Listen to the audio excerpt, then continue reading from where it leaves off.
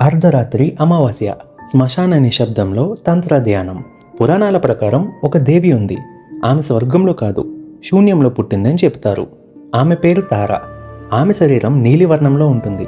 మెడలో పుర్రెలమాల, నాలుక బయటకుండి భయంకరంగా ఉంటుంది. సముద్ర మదన సమయంలో హాలాహల విషం ఉద్భవించినప్పుడు మహాశివుడు ఆ విషాన్ని స్వీకరించగా లోకాలు కంపించాయి. ఆ క్షణంలో తార తన ఆదిశక్తితో శివుని విషాగ్నిని శాంతింపచేసిందని పురాణాలు చెబుతున్నాయి. కొన్ని కథల ప్రకారం ఒక సాధకుడు అర్ధరాత్రి అమావాస్య నాడు తారా సాధన చేస్తుండగా ఒక దశలో తన వెనుక ఎవరో నిలబడి ఉన్నట్టు అనిపించిందట.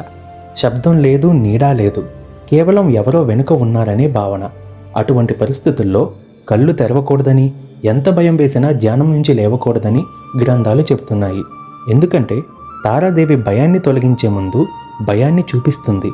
ధైర్యంగా ఉంటే ఆ భయం కాస్త కరుణగా మారుతుందని చెప్పబడుతుంది.